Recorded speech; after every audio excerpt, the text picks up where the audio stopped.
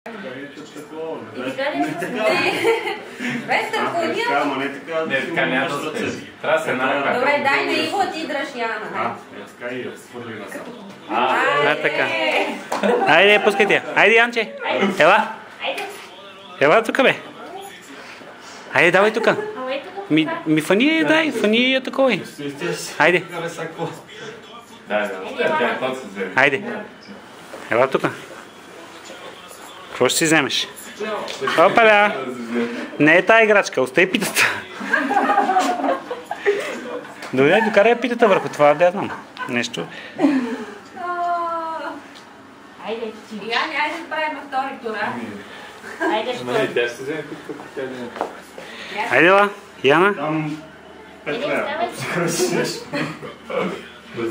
Парите можеш ли ги сложим за банкер? Айде. Една банкнота. Ама махни, битката е за ядене. Айде. Айде. Виж, айде, хареса си нещо. Не, това другото. А, така, кое са? Чакай, тя мога да си такова си. А, така, айде са. Огледай.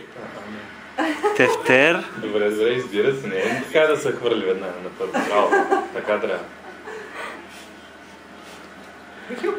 Ако дойде при тебе, вместо да избере... Не, сигурно си знае куклата. А, така, кое? Докторка. Не. Музикантка. Чакай да си го взе. Абе, заложил съм за хармониката. Това буде, бе. Остави го това. О, хубаво. Еби, точно, да. Браво, Янче. Добре. Може и грим и такова да трябва. Еми да, то, да. Артистка такова, да. Да, го избива. Ето четки и музикални инструменти, всичко, и четирите са такива. Артистче. Браво, Дунчи. Добре, браво на тебе, айде. Това е то, да, толкова с то няма.